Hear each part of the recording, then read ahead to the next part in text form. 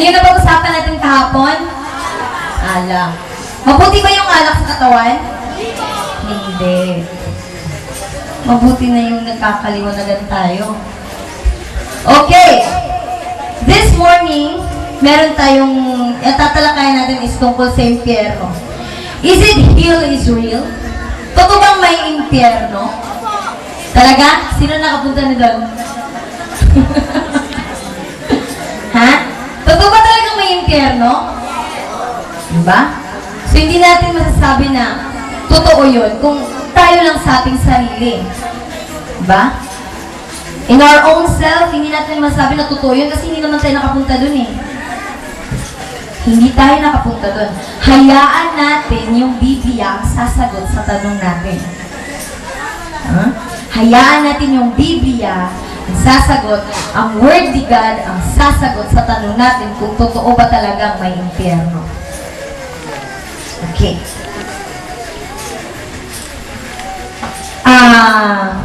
Let us open our Bible in the book of Matthew, chapter 25, verse 41. Matthew. Kasi dun sa amin, pag mag-o-open na ng Bible, lalo na sa mga young people, paunahan kami. Sino yung talagang, mabilis na mag-open ng Bible. Kasi doon, meron kaming laro doon sa Bible games namin yung Bible blocking. Dapat, alam mo, kabisado mo yung Bible. Kasi iba-block mo yung, kalaban mo eh.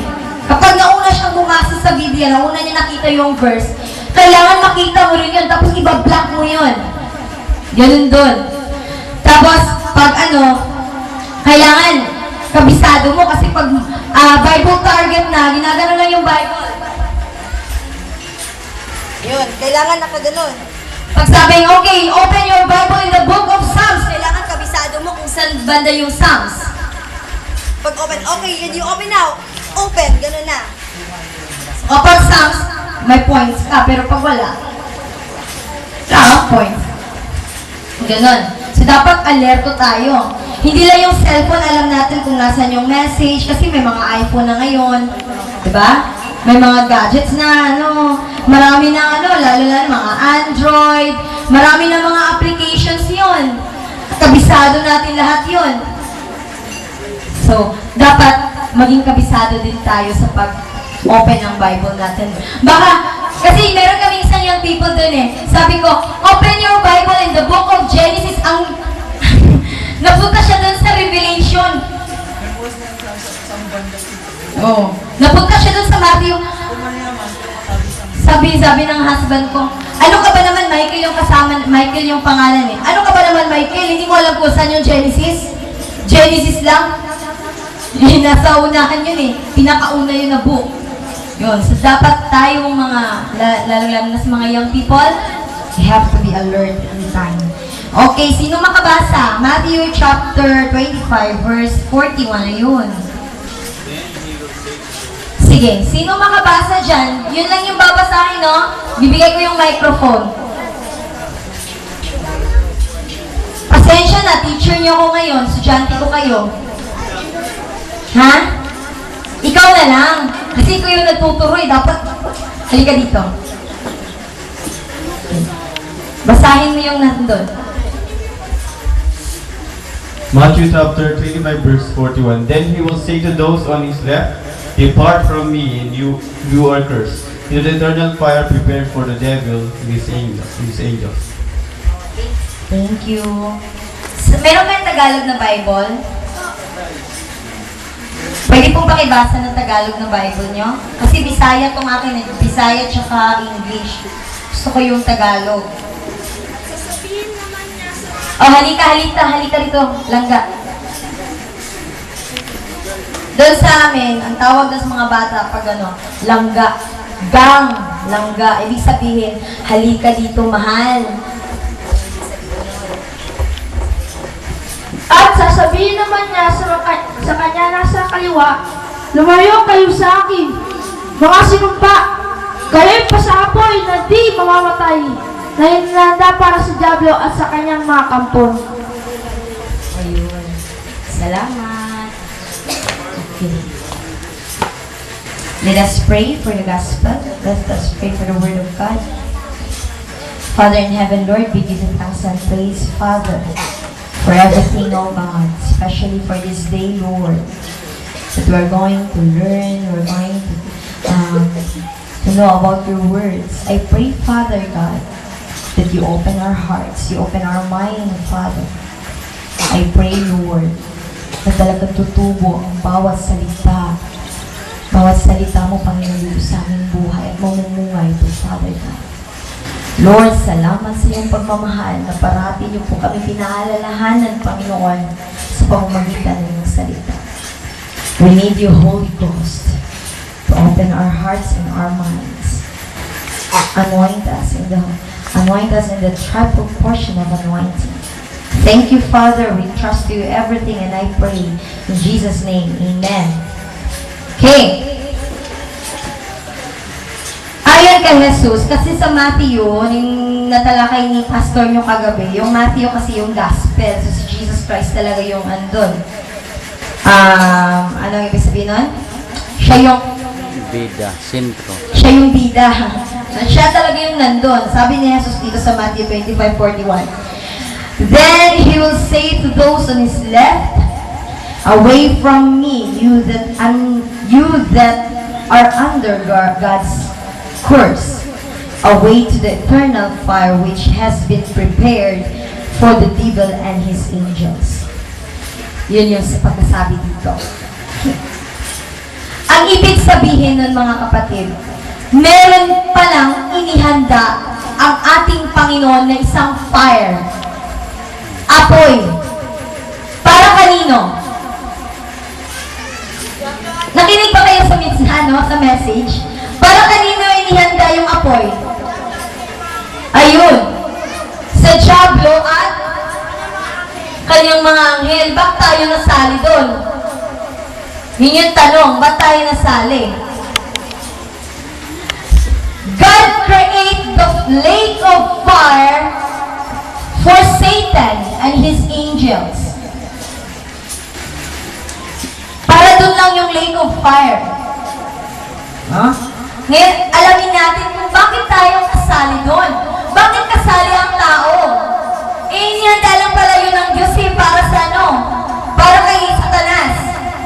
Para sa kaaway natin. At para sa kanyang mga anghel. Yung mga anghel na, anong tawag dito? Kasama ni Satanas. No? Kampon ni Satanas, sabi niya, yung mga kampon. Okay. In Matthew 8:12,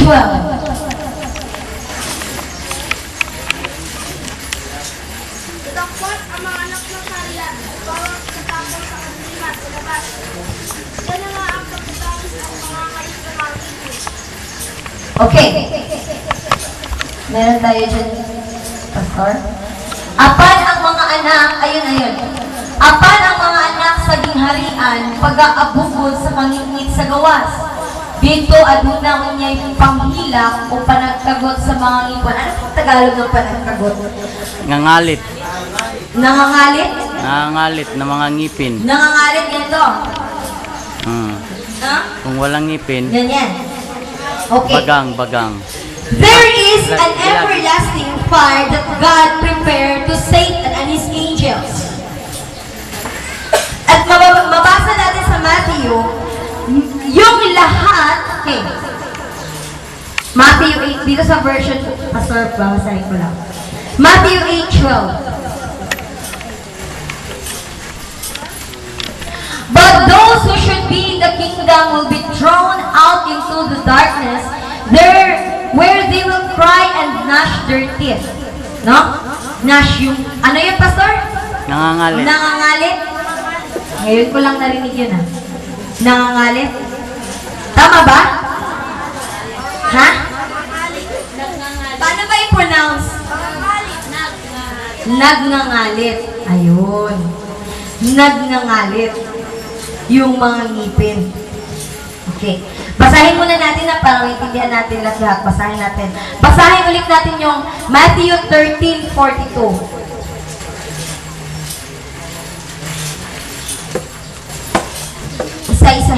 natin.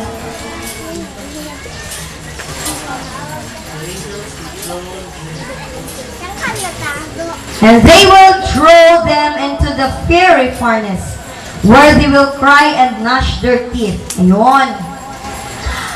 Tapos, basahin na naman natin yung Matthew 22:13 to 15. No? Kung ano yung nandun. Oh, 30. Matthew 22:13.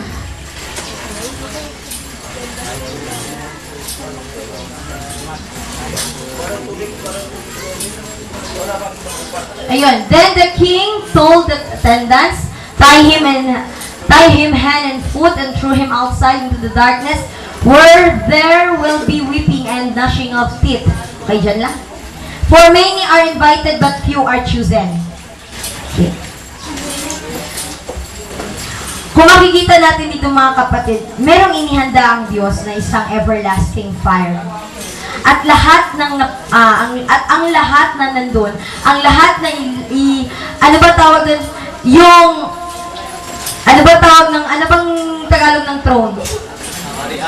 Hindi yung kaharian, yung itapon, yun. Lahat ng itatapon doon, anong mangyayari? Ano? Ipanggatong.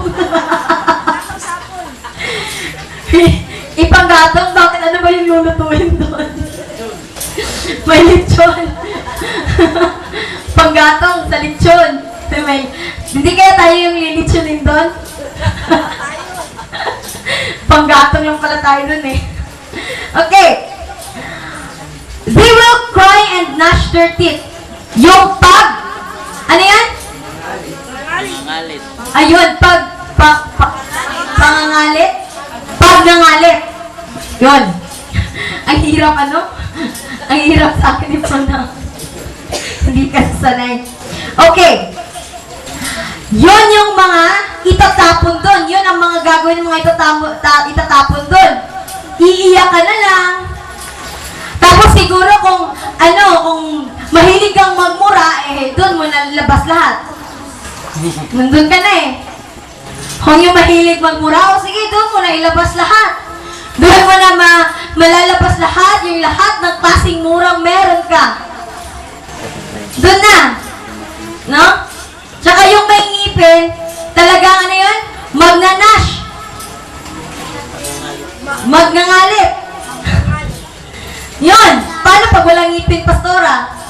Ano yung Gilagid sa gilagid. Gilagid sa gilagid. Hindi maganda sugat-sugat sa lang. Ano, Pastor? Lagos na lang. Lagos na lang. Kung sa Bisaya pa, magpanakla na lang daw. Kasi wala nang ngipin. Ganon. So, yun yung yun yung lahat ng itatapon doon, yun yung magagawa niya lang, iiyak na lang, sisigaw na lang, wala na siya, hindi na siya makakatakas doon. Doon na talaga siya. Kaya lang, ang nakakalungkot lang mga kapatid, hindi pwedeng 100 years lang, 10 years lang, hindi pwedeng isang taon lang, isang linggo, isang buwan. Everlasting fire. Ang ibig sabihin din nun, you are everlasting to be there. You will be there forever. No? Everlasting din. Kasi papalitan yung katawan natin papalitan ng isang everlasting na na katawan. Masasaktan ka kasi lalagyan ka rin ng ng soul. Ibabalik yung soul mo. Pagkatapos nun, tsaka ka itatapon dun. Subukan nyo ngayong hawakan yung baga dun. Baga. Anong tawag dun? Anong Tagalog dun? Baga. Same. Okay.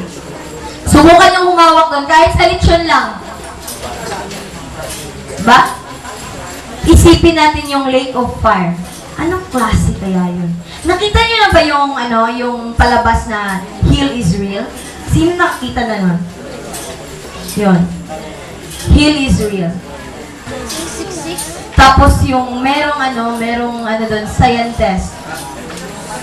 Gusto niyang alamin kung ano yung nasa bulkan, yung nasa gitna talaga ng bulkan kapag pumuputok na yung bulkan Yung lava sa loob. Tapos meron silang something na gadgets na nilagay na pwedeng magano doon, pwedeng makatagal doon. Gusto nilang malaman kung ano talaga ang boses ng bulkan sa loob. No. Di nagtagal, scientist siya, mostly scientists that believe in God. Yun. Tapos, yun, nagano siya, nag-testimony siya. Doon niya nasaksihan na yung lake of fire pala doon sa bulkan sa loob, para siyang mga tao na umiiyak.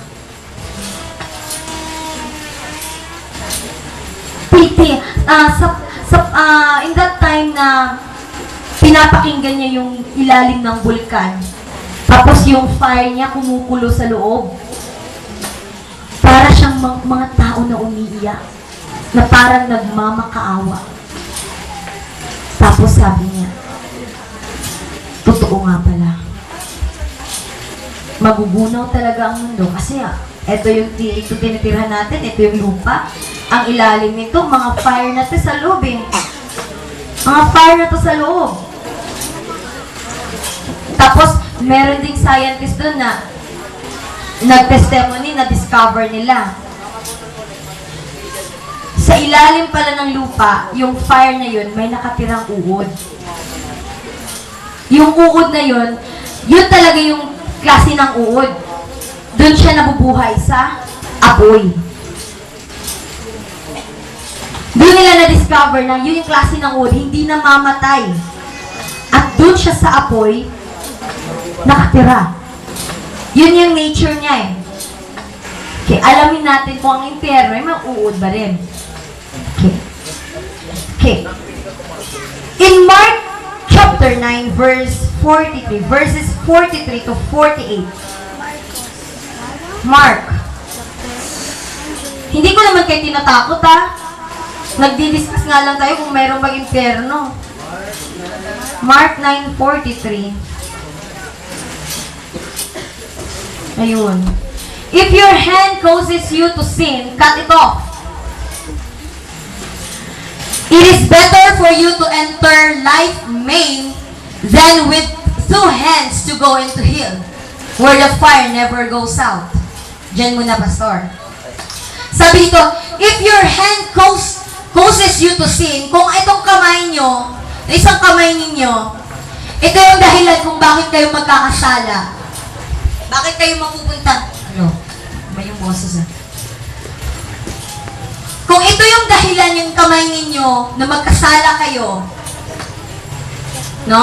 Ito yung dahilan na hindi kayo kalugod-lugod sa harapan ng Panginoon, putulin nyo na. Walang silbi yan. Aanhin mo yung dalawang kamay mo, mapupunta yung dalawa sa impyerno.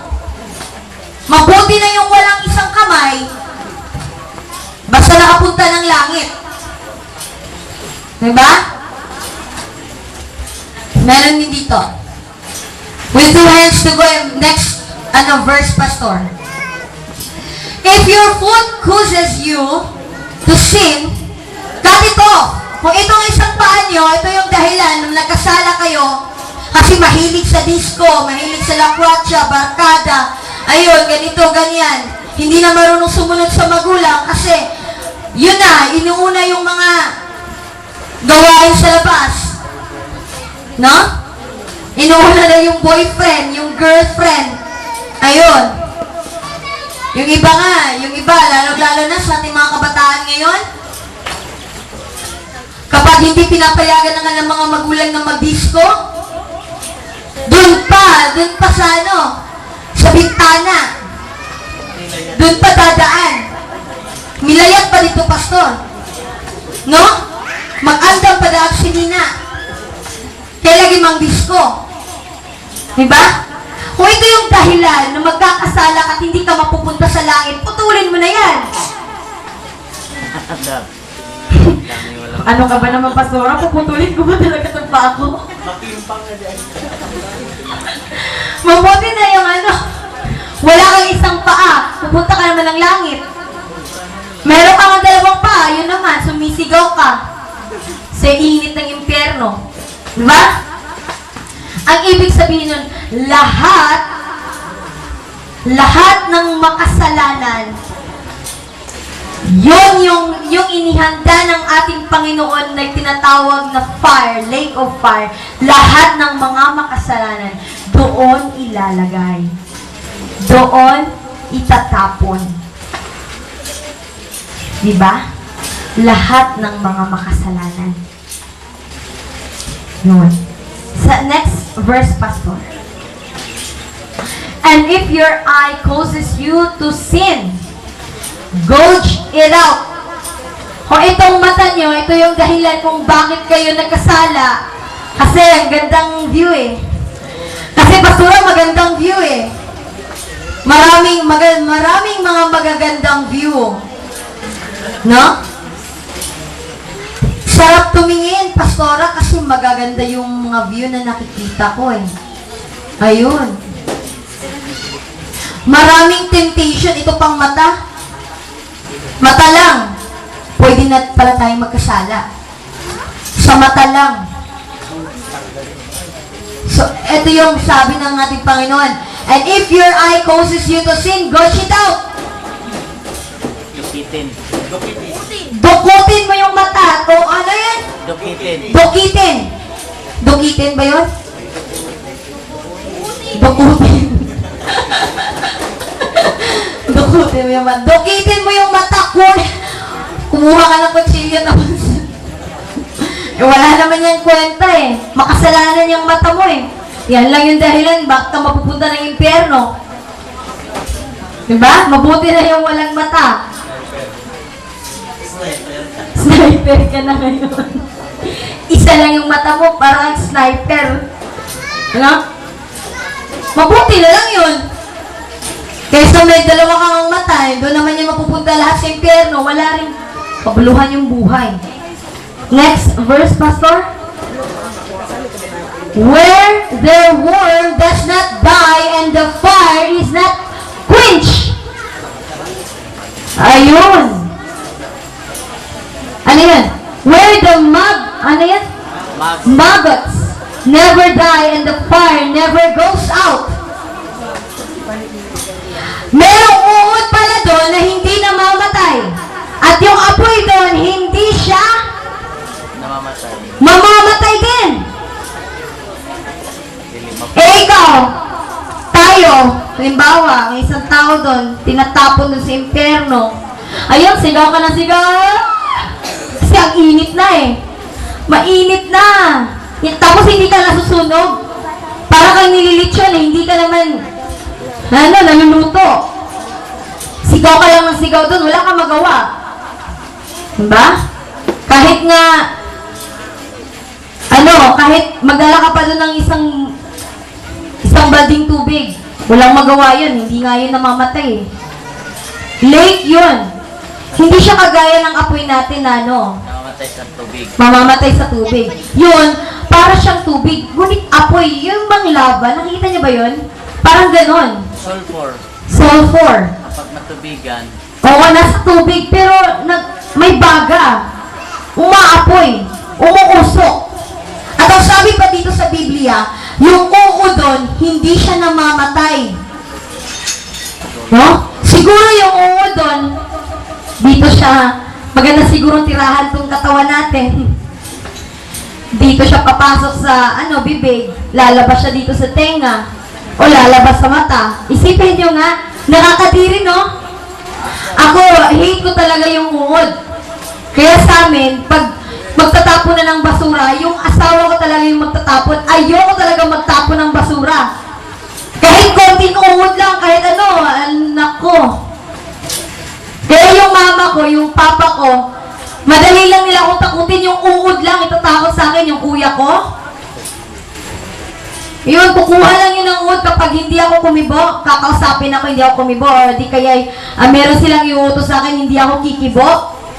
Ayun, kasi may ginagawa din ako, kukuha lang yun ng uod. Tatapon lang yun sa akin, ayun, kibong-kibo na, napakalayo ko pa tumakbo. No? I hate worms